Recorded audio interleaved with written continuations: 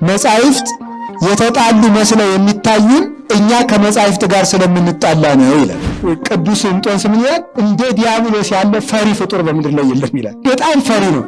ሰው ቁጭ በሉ ብሎ አሁን ሰራዊት አደራጅተው ወታደር ልከርባቸዋል? የለም። ማን እንዲያርጉ ያስቀምጣችሁ? የእግዚአብሔር ቃል።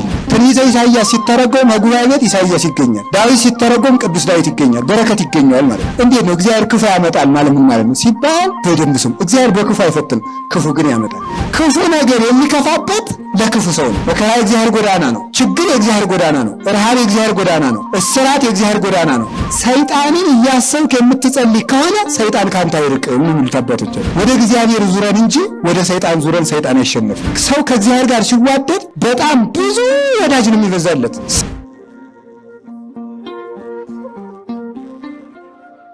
እግዚአብሔር ክፋትን ያመጣል ወይ ወይስ መጽሐፍ ቅዱስ ይጣላል ወይ? አይጣላም። መጽሐፍ ቅዱስ አይጣላም። እንዲያውም አነስታሲዮስ የሚባል የቤተ ክርስቲያን ሊቅ ምን ይላል? መጻሕፍት የተጣሉ መስለው የሚታዩን እኛ ከመጻሕፍት ጋር ስለምንጣላ ነው ይላል። መጻሕፍት የተጣሉ መስለው የሚታዩን እኛ ከመጻሕፍት ጋር ስለምንጣላ ነው ይላል። ወይም ደግሞ ከመጽሐፍ አስታራቂዎች ጋር ስለማንገናኝ ነው። ይሄ ደግሞ የቅዱስ ቄርሎስ ነው። የሚያስታርቁ ብፁዓን ናቸው። የሚያስታርቁ የሚለውን አበው በጣም ብዙ ተረጎሙትና ነፍስና ስጋቸውን በንስሐ የሚያስታርቁ እንዲህ እያሉ ፈቃደ ስጋቸውን ለፈቃደ ነፍስ አስታርቀው ፈቃደ ነፍሳቸውን ከፈቃደ እግዚአብሔር የሚያስታርቁ ብለው ከተረጎሙት በኋላ ደግሞ ቅዱስ ቄርሎስን የመሰለው ደግሞ አባት ምን ብሎ ተርጉሞታል? መጻሕፍትን በምስጢር የሚያስታርቁ መምህራን ንዑዳን ክቡራን ናቸው ይላል። የመጻሕፍት ሽማግሌዎች ማለት ነው። መጻሕፍት ተጣልተው መምህር ያስታርቃቸዋል ማለት ሳይሆን መጻሕፍት ሳይጣሉ ላላወቋቸው ሰዎች የተጣሉ መስለው ስለሚታዩ መምህራን አለመጣላታቸውን ይነግሩናል ማለት ነው። አለመጣላቸው የለም አልተጣሉም ብለው እንዳልተጣሉ ገልጠው ያሳዩናል ማለት ነው። ያ እርቅ ነው በእውነቱ ማለት ነው። ስለዚህ መጻሕፍት አይጣሉ። ከአንድ ምንጭ ሁለት አይነት ውሃ አይቀዳም፣ መራራ ውሃና ጣፋጭ ውሃ። ቅዱስ ያዕቆብ እንደተናገረ ከአንድ መንፈስ ቅዱስ ተቀርተዋልና መጻሕፍት መራራም ጣፋጭም አይደሉም፣ ማር ብቻ ናቸው። ቅዱሳት መጻሕፍት ማር ብቻ ናቸው፣ እሬትነት የላቸውም። ያቺችን መጽሐፍ ብላ ትምረር የተባለው ስጋችን መጻሕፍትን መተግበር ስለማይወድ ለስጋ ስለማይመቹ ብቻ ይቺ መጽሐፍ ትምረር ብሏል ራዕየ ዮሐንስ ላይ። ትምረር ያለው ምንድነው? ለስጋ አትመችም፣ ግን ጠጣት ነው። ለነፍስ ግን ትመቻለች፣ ማር። እንዲያውም ቅዱስ ዮሐንስ አፈወርቅ ይሄን ትንቢተ ኢሳይያስ ምዕራፍ 45ን በተረጎመበት ክፍል ምንድነው የሚለው? ቅዱስ ዮሐንስ አፈወርቅ እንዲህ ይላል፣ መጻሕፍት ማር ከሚጠወልጉ አበቦች ተቀስሞ ስለሚሰራ ጣዕሙም የሚያበቃበት ቦታና ጊዜ አለው አለ። ቦታና ጊዜ ብላችሁ ስሙ። ቦታ፣ ጊዜ፣ ሁኔታ አለው። ማን? ማር። ለምሳሌ ቦታ፣ እሺ። ሁኔታ፣ ለምሳሌ እሬት እየጠጣችሁ ማር ቢሰጧችሁ ይጣፍጣችኋል? አይጣፍጥም። እሬቱ እያለ ሊጣፍጥ አይችልም። አሁን ምን ይሆናል ማለት ነው? ሁኔታ ወሰኑ። ጊዜ፣ እስኪ ማታ እስከ ምሽቱ 7 ሰዓት ማር ስትበሉ አምሹና ተኙ። ጠዋት አፋችሁ ማር ይላል፣ ጊዜ አሳለፈ ማለት ነው። ቦታ፣ ማርን ብሉና አፋችሁ ላይ ይጣፍጣል። ጉሮሮ ውስጥ ማር የሚለው ሰው አለ? እኔ እኮ አይደለም ያልኩት፣ አዛውን ቅዱስ ዮሐንስ አፈወርቅ ነው። ጉሮሮ ውስጥ ማር አይጣፍ፣ ሆድ ውስጥ ተውት። ጉሮሮ ውስጥ እንኳን ማር የለም። አዚወታቸው ወረደ። በቃ ድንች በሉት ገብስ በሉት በቃ ወርዷል። አፍ ላይ ቀረ እሱ ነገር ማለት ነው። አይ የቅዱስ ዳዊትን ጠቅሶ እኮ ነው የሚተረጉመው ሊቁ። ቃሌ ለጉሮሮ ጣፋጭ ነው። ለጉሮሮ ያለ ለምንድን ነው ላፊ ያላለ ይልና ሊቁ ጠቅሶ፣ ምክንያቱም የእግዚአብሔር ቃል ከውስጥ ነው የሚጣፍጠው፣ ካፍ አይደለም፣ አያበቃም ማለት ነው። አብረው ሲዞሩ ከነበሩት ታቦታት አንዱ ቅዱስ ቂርቆስ ነውና እኔም ወደዋለሁ። እዚያ ስለገባ አይደለም እናንተም ትወዱታላችሁ አይደል? አዎ። እንደ ሕፃን ደስ ያላደማ ይላል ደግሞ የሕፃን ጀግና ደግሞ ሰማዕት እሳት የሚያጠፋ እና መርዝ ይሄ መራራ ቅጠል በጥብጠው ሲያጠጡት ምን ይል ነበር መስላችሁ? ቃሌ ለጉሮሮ ጣፋጭ ነው ይላል። ማር ቢጠጣ ኖሮ ያንን መራራ ሊሽርለት አይችልም ነበረ። የእግዚአብሔር ቃል ግን ከውስጥ ወጥቶ ሐዘንን ይሽራል፣ መራራውን ዓለም ያጣፍጣል። በእውነቱ አሁን እናንተ ማን ሰብስባችኋል? እኔ ነኝ አይደለሁም እኮ። ማን የሰበስባችሁ? የመድኃኔዓለም ቃል፣ የእግዚአብሔር ቃል እኮ ነው። ሰው ቁጭ በሉ ብሎ አሁን ሰራዊት አደራጅተው ወታደር ልከርባችኋል? የለም። ማን እንዲያርጉ ያስቀምጣችሁ? የእግዚአብሔር ቃል። የእግዚአብሔር ቃል ደልድሎ ተራራውን ይደለድላል፣ ጉድጓዳውን ይሞላል፣ መራራውን ያጣፍጣል፣ ክፉ ዛፍን ይነቅላል። ደግሞ ይገርማል። የእግዚአብሔር ቃል ደግሞ ሲያሸንፍ እንኳን አይታይም።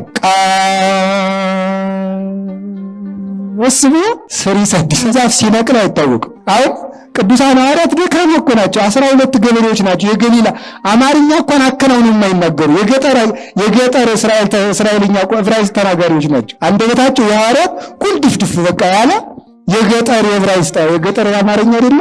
አይ የለም እዚህ አትሉ በር ክፈትልኝ ለማለት ከፋተኛ አትሉም። እዚህ አካባቢ እንደው ቆይ ተረስቆ ነው አይባልም። እንደዚህ ማለት እንደዚህ አይባልም። እንደዚህ ምን ሰው አለ ማለት አሁን እንደዚህ የገጠር አሁን ቅዱሳን ሐዋርያት ጌታ የሰበሰባቸው የገጠር የገሊላ ገበሬዎች ናቸው። በቃ አዳ እነዚያ በዓለም ላይ ያለውን የክደትና የኃጢአትን ክርዳት እንዴት አድርገው እንደነቀሉት አስደናቂ ነው። እንዴት አድርገው ወንጌልን ዝም ብለው ይሰብካሉ ዝም ብለው ያስተምራሉ። ሲሰድ የዲያብሎስን ስር ነቅለው ጣሉት። እግዚአብሔርም በዚህ ዓለም ያለውን የክደት ስር ይንቀልልን። እግዚአብሔር ቃል አይጣላም። አሁን እንግዲህ ይሄንን አሁን አንድ ሰው መጥቶ ብድግ ብሎ ያመነ ምን ያላመነ የኛ መጽሐፍ ቅዱስ እኮ ይጣላል ወይም እናንተ ይጣላል ይሄ እንዲህ ይላል ብላችሁ ጌታ አንተ ተጣልቶብህ ነው አንተ ታረቅና ዛሬ ታርቆ ይታያል በሉት። እንደዚህ ነው መጽሐፍ ቅዱስ ፈጽሞ አይጣላም። እንደዚህ አይነት ጥቅሶችን እየለቀሙ ምዕመናንን የሚያደናግሩ አሉ። የዋሃንን የሚያደናብሯቸው ከክርስቲያን የሚወጣቸው መጽሐፍ ቅዱስ እንኳን እኔ እናንተ ትክክል አይደለም የሚለው መጽሐፍ ቅዱስ ስለተጣላ ነው አይደለም። መጽሐፍ ቅዱስ አይጣላም። እኛ ከመጽሐፍ ስለተጣላ ነው። በጣም ግሩም። እንዲህ ከሆነ እንግዲህ እግዚአብሔር መልካም ነው ከሆነ ክፉ ነገርን እግዚአብሔር ደግሞ ሌላ ቦታ ደግሞ ይላል ያዕቆብ ምዕራፍ 1 ላይ ደግሞ እግዚአብሔር ሰዎችን በክፉ አይፈትንም ይላል። ተመልከቱት ደግሞ አሁን የተጣላ ጥቅስ አመጣ ማለት እግዚአብሔር በክፉ ሰዎችን አይፈትንም። ኢሳይያስ ላይ ደግሞ ምን አለ ደግሞ እኔ ክፋትን አመጣለሁ። ተጣልቷል አልተጣለም? በል እንግዲህ አይጣላም ብላችኋል። መጻሕፍት ይጣላሉ አይጣሉ? ይሄ ተጣልቷል አልተጣለም? አልተጣላ ተርጉሙትሽ። አንድ ፈላስፋ ነበር ይባላል እና ህዝቡን ሰብስቦ ህዝቡ ሊያስተምረን ነው ብሎ ተሰብስበው ዛሬ የምንማማርበትን ርዕስ ንገሩኝ አለ። ራሱ ንገረን እንጂ እንዴት ነው? አይ ንገሩኝ። አይ እኔ ያን ነገር ካልነገርካችሁ አላስተምሩ ጥሏቸው ሄደ። ኋላ በበነገው እስቲ በቃ ዝም ብለን እናውቃለን እስቲ እንበለው ብለን ዛሬ የምታስተምርበትን ርዕስ እናውቃለን አሉ። አወቃችሁ ያወቀ ሰው አላስተምርም ብሎ ደግሞ ጥሏቸው ሄደ። ከዛ ደግሞ አይ ምን ያልዳ ነው ብሎ ችግር ሆነ። እንግዲህ ምን ይደረግ በቃ እንዴት እናድርግ? ግማሻችን አናውቅ ግማሻችን እናውቃለን ብለዋል። ዛሬ የምንማማርበት ርዕስ ምንድን ነው? አናውቅም እናውቃለን አሉት። ያወቃችሁ ላላወቁ ንገሯቸው ብሎ ጥሏቸው ሄደ። ስለዚህ አሁን እሺ መጽሐፍ ቅዱስ ይጣላል አይጣላም? ተጣልቷል አልተጣላም? በቃ ካልተጣላ ላቁም አይጣላም ብላችኋል። መጽሐፍ የሚያስፈልገን ትምህርት ቤት ለምን አስፈለገ የሚባለው ለዚህ ነው። መምህራን የሚያስፈልጉ ለዚህ ነው። እዚህ መጣችሁ ጉባኤ ቤት ሲያደርሳችሁ ጉባኤ ቤት እንድትደግፉ ብቻ ሳይሆን ጉባኤ ቤቱን ስሙ። አሁን መጻሕፍት ሲተረጎሙ አባቶቻችን እንዳስተማሩት ቅዱሳን ይገኛል። አሁን ትንቢተ ኢሳይያስ ሲተረጎም ጉባኤ ቤት ኢሳይያስ ይገኛል። ዳዊት ሲተረጎም ቅዱስ ዳዊት ይገኛል። በረከት ይገኛል ማለት እና ተማሪ መምህሩ በሚተረጉመው ምስጢር ብቻ አይደለም የሚማረው ጉባኤ ቤት በመቀመጡ ነቢዩ ወይም ሐዋርያው አይነ ልቡናውን ይገልጥለታል። ስለዚህ ምስጢር እየተካተተለት ይሄዳል ማለት። አሁን እናስታርቀው እንግዲህ መቼስ አልተጣሉ አለመጣላታቸውን እንይ ማለት ነው አይደል? ተረድታችሁኛል አይደል? አልተጣሉ። እግዚአብሔር በክፉ ይፈትናል አይፈትንም? አይፈትንም በሉ። እግዚአብሔር ክፉ ያመጣል አያመጣም? ታው አመጣለሁ ብሏል። እሱ አመጣል እያለ አያመጣም ምን ማለት ነው? የምር ነው። እግዚአብሔር ክፉ ያመጣል አያመጣም? ያመጣል በሉ። ያመጣል ብያችሁ የለም ያመጣል በሉ። እግዚአብሔር ክፉ ያመጣል አያመጣም? እግዚአብሔር በክፉ ይፈትናል አይፈትንም? አይፈትንም። አሁን ይሄን ያዙልኝ፣ በደንብ አድርጋችሁ ያዙ። አሁን ይሄ እንዴት ነው ይሄን ማየት ያለብን ማለት እንዴት ነው? እግዚአብሔር ክፉ ያመጣል ማለት ምን ማለት ነው ሲባል በደንብ ስሙ። እግዚአብሔር በክፉ አይፈትንም፣ ክፉ ግን ያመጣል። ክፉን የሚያመጣው ለምንድን ነው? ይሄን ያዙልኝ።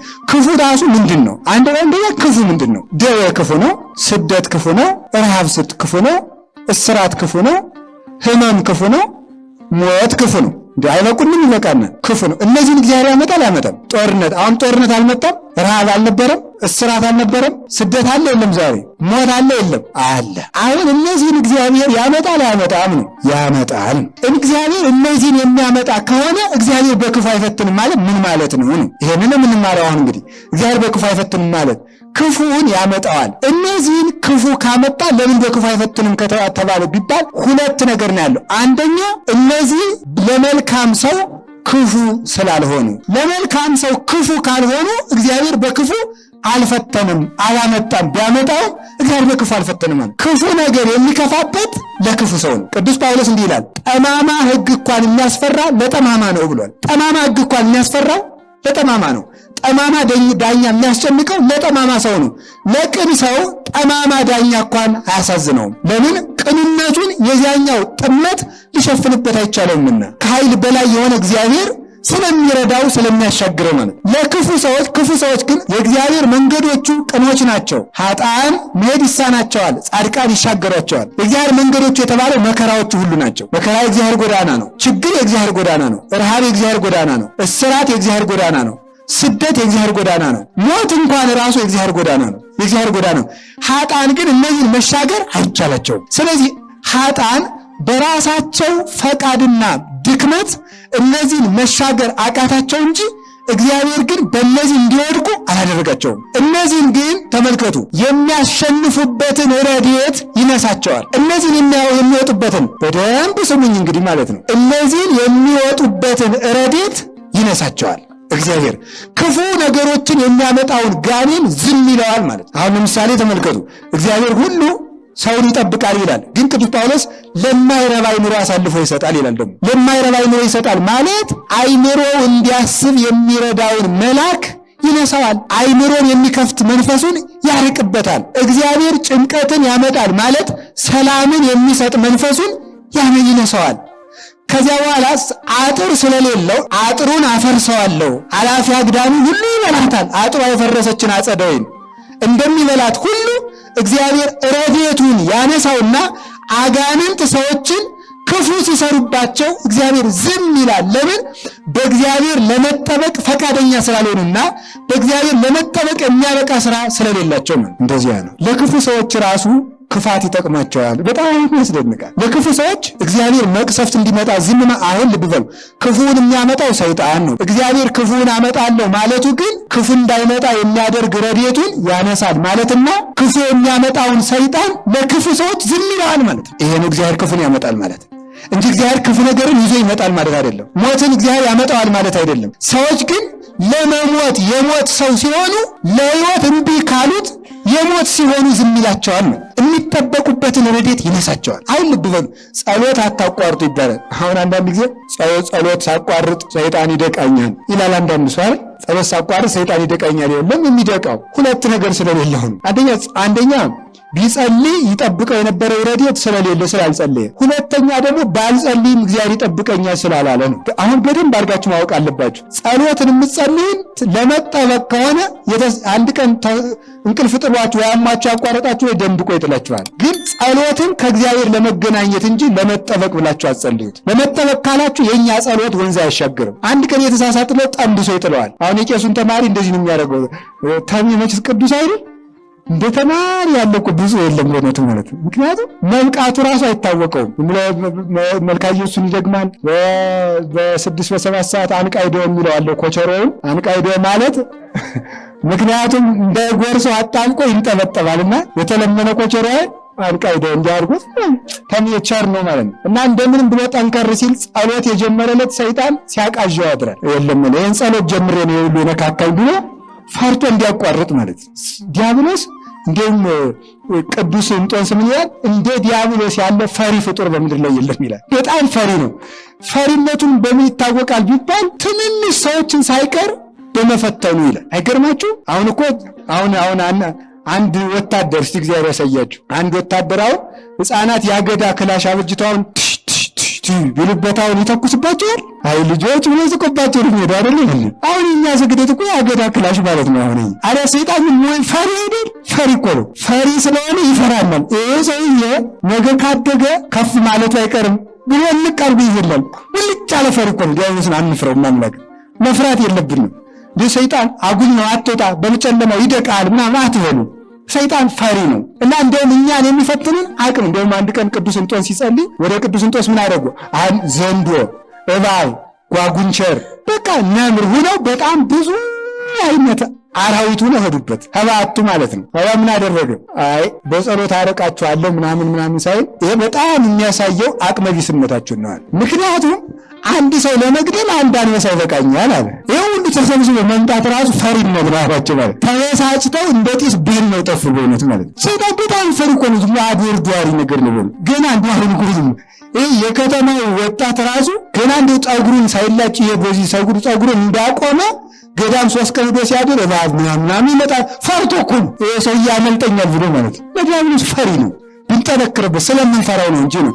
አሪያ ግን በጸሎታችን የምናሸንፈው ከመሰለን ደግሞ ይጠነክራል። አሁን ጀማሪ ጸሎተኛ ምንድን ነው ያደርግ? እባብ ከባቱ ከመጣበት የማይነሳና በጸሎት ትንሽ ቀን በተለይ እንደ ትምህርት እንደ ስብከት እንደዚህ የወሰደው ጸሎት ይጠብቃል የሚለው ሰው ትንሽ እንደ በዚህ ያለው ምን ያደርጋል? አሳያለሁ እና ይነሳና አቡነ ዘበሰማያት ይትቀደስ መንግሥትከ ማለት ነው። ሰይጣን ደግሞ ዞር አይልም። ምክንያቱም ይሄ ማለት ምን ማለት ነው? ሰይጣን ሆይ እኔ የማርቅህ በጸሎቴ ነው ማለት ነው። ይሄ ትዕቢት ስለሆነ አይርቅም። በእግዚአብሔር ቸርነት ይገርም ነው። የሚገርም አንድ ሰከንድ እንኳን እግዚአብሔርን ብናስብ ግን መቆም አይችልም። እኛ ግን በጸሎታችን እዚያ በኋላ ማንጸልይ 150 ነው የሚዘልቀው። እንደውም ፍካሪ ዘጻድቃን ወዘኃጥአን መዝሙር ዘዳዊት ሃሌሉያ ብፁዕ ሲዘወረ እንላለን፣ አይሸሽም። ስለዚህ ተመልከቱ፣ ሰይጣንን እያሰብክ የምትጸልይ ከሆነ ሰይጣን ካንተ አይርቅም ነው የሚሉት አባቶቻችን። እግዚአብሔርን እያሰብክ ከጸለይክ ግን ሰይጣን በአንተ ፊት ጉልበት የለውም። በጉልበት ሰይጣንን አሸንፈዋለሁ አትበል። እንደዚያ ከሆነ አንድ በዚህ በ20ኛው ክፍለ ዘመን የነበረው ቤተክርስቲያን የበረሃ አባት ነው። ይገርማልና ምን ይላል? እንደዚያ ከሆነ አንተ መሳሪያ ስተኩስ ሰይጣን ኒውክሌር ይተኩሳል ይላል ቃል። እንደቆ ይደንቃል። ምክንያቱም ምንድነው? ተንኮለኛ ነው። እባብን አጠፋዋለሁ ብትል አሁን እባብ አይጥ ጸሎተኛ ስትሆኑ አይደላችሁም። ብቻ እኔም አይደለሁም ብቻ መጸለይ ስንጀምር አይጥ ምናምን ከመጣ ጸሎት እጨምራለሁ ካላችሁ ወይም ደግሞ ልግደላት ካላችሁ ነገ ደግሞ ዘንዶ ነው የሚመጣ። ምንም እግዚአብሔርን ብቻ ማሰብ፣ ወደ እግዚአብሔር ዙረን እንጂ ወደ ሰይጣን ዙረን ሰይጣን አይሸነፍም። ለክፉ ሰዎች ነው ሰይጣን የሚጎዳቸው። ለክፉ ሰዎች ለምንድነው ክፋት ሰይጣን ሲያመጣባቸው ዝም የሚላቸው ከተባለ ከቃሉ ጋር ናችሁን? እግዚአብሔር ከሁላችን ጋር ይሁን። ለክፉ ሰዎች የሚያመጣባቸው አንደኛ ሺህ መምህር ካስተማረው አንድ መከራ ያስተማረው ይበልጣል ይላሉ አባቶቻችን። ሺህ መምህር ካስተማረው ምን ያስተማረው ይበልጣል? አንድ መከራ ያስተማረው። መከራን የሚያመጣባቸው እግዚአብሔር ቅድም መምህራችን ሲያስተምሩ ሰምታችኋል አይደለ? በክፍል 1 በክፍል 2 ነው አይደል? በክፍል 2 በተማርነው ተመልከቱ። ለማስተማር ነው እግዚአብሔር። አንድ ሙሴ ያልመለሰው አለ። እግዚአብሔር ግን መከራዎችን እየለዋወጠ ለፈርዖን ያመጣበት የነበረው በዚያ እንዲመለስ ነበር፣ ሊያስተምረው። በመምህር ያልሰማውን እግዚአብሔር በመቅሰፍት ይሰብከዋል። ስለዚህ መከራን የሚያመጣበት እግዚአብሔር ለክፉ ሰው ለምንድን ነው ካላችሁኝ፣ ለማስተማር ነው። ከመጻሕፍት ዕድል ከመምህራን ዕድል አግኝቶ ያልተመለሰውን በመከራ ይመልሰው ዘንድ እግዚአብሔር የሚያመጣል። ሁለተኛ ደግሞ መከራን ለዚያ ሰው ለክፉ ሰዎች ነው አሁን ያልኩት እየተናገርን ያለው። ለክፉ ሰው እግዚአብሔር መከራን የሚያመጣበት ምክንያት ለምንድን ነው ካላችሁም የኃጢአት ስርየት እንዲያገኙ። እስቲ የኃጢአት ስርየት በሉ። የኃጢአት ስርየት ያገኘ መቅሰፍት አንዱ ይሄ መከራ አንዱ የኃጢአት ይቅርታ የምናገኝበት ነው። መቅሰፍት በብዙ መንገድ ሊሆን ይችላል። ሀብት ሊቀማን ይችላል። ልጅ ሊሞትበት ይችላል። ሰው አባት እናት ሊሞቱ ይችላሉ። ወዳጆቹ እንዲጠሉት በማድረግ እንዲገርማችሁ አንድ እግዚአብሔር በጣም ሰው ከእግዚአብሔር ጋር ሲዋደድ በጣም ብዙ ወዳጅ ነው የሚበዛለት። ሰው ከእግዚአብሔር ጋር ሲጣላ ደግሞ ከቤቱ ያለው አንድ ፍሬ ወዳጁ ጠላት ይሆንበታል። ከቤቱ ያለው አባ ጊዮርጊስ ስለዚህ ነው ልጅሽ ከወደደኝ ማን ይጠላኛል ይላታል እመቤታችን። ልጅን ከወደደኝ ማን ይጠላኛል? ይሄ ፀሐይ ያመሰግነኛል፣ ከዋክብት ሲያሸበሽቡልኛል፣ ጨረቃም ትዘምርልኛለች። ስለዚህ እግዚአብሔር የሚጠብቀው ሰው ከእግዚአብሔር ጋር የታረቀ ሰው ፍጥረታት ሁሉ አገልጋዮች ይሆናሉ። ፍጥረታት ሁሉ ከእግዚአብሔር ጋር ለተጣላ ሰው ደግሞ ሰው ከወዳጁ ጋር ቢጣላ ወደ እግዚአብሔር ጸልየው ያስታርቁታል። ሰው ከእግዚአብሔር ጋር ከተጣላ ግን ወደ ማን ይጸልዩለታል ተብሎ በመጽሐፈ ሳሙኤል ላይ ተጽፎ ተቀምጧልና፣ ስለዚህ እንድንታረቅ እግዚአብሔር መከራ፣ ሕማም፣ ስቃይ፣ ማጣት፣ ማግኘት እግዚአብሔር እንታረቅበት ዘንድ የሚልክልን የእርቅ ደብዳቤዎች ናቸው። እነዚያ መምህሩን እሺ ያላለ አባትን እሺ ያላለ ሰው ቢያንስ ግን መከራን እሺ ብሎ የኃጢአት ይቅርታና ስርየትን ያገኛል። እግዚአብሔር መጻጉዕን ታውቁታላችሁ አይደል? 38 ዓመት ባልጋ ተኝቶ የዳነው ያንን ሰው የፈወሰው በምን ይመስላችኋል? በምን የፈወሰው? በደዌው ነው የፈወሰው። መጻጉዕ የኃጢአት ይቅርታ ያገኘ በ38 ዓመት ደዌ በሽታውን ይቅርታ ድግም አትበድል። እንግዲህ ካሁን ቀደም ለበደልከው በደል 38 ዓመት አስተኝቼ ይቅርታ ሰጥቻለሁ፣ እንግዲህ ደግሞ ድግም እንዳትሰቃይ ደግሞ አትበድል ብሎታል። ስለዚህ ለመጻጉዕ በሽታው የኃጢአት ይቅርታ ማግኛ የስርየት ቤት ነበረ። ስለዚህ እግዚአብሔር ይቅርታ ለመስጠት በሰዎች ላይ ደዌ ያመጣባቸዋል፣ መቅሰፍት ይሰጣቸዋል። ማይስ ቤዛ ማይስ እንደተባለ ገንዘብ ራሱ የሰውነት ቤዛ ነው። ሞባይላችሁ እስክሪብታችሁ ጠፍቶ ደብተራችሁ ጠፍቶ ስልካችሁ መጥፋት ሲጀምር ጎበዝ ወደ እግዚአብሔር ተመለሱ። ምክንያቱም ምንድነው? ገንዘብ የሰውነት ቤዛ ነው። በእናንተ ላይ ላመጣው የነበርኩትን በገንዘባችሁ አሳልፌያለሁ እያለ ነው። አሁን እናንተ ቀርታችሁኛል ማለት ነው። አጥር ፈርሶ ካለቀ ቀጥሎ በሩ እንደሚቆረቆር ማወቅ አለብን። በገንዘብ በሰውነት የመጣ መቅሰፍት አጠቃላይ ለህልውናችን ሁሉ ይሆናል፣ ለመኖራችን ራሱ ማለት ነው። ስለዚህ እግዚአብሔር መቅሰፍትንና ስቃይን የሚያመጣው ይቅርታን ለመስጠት ነው።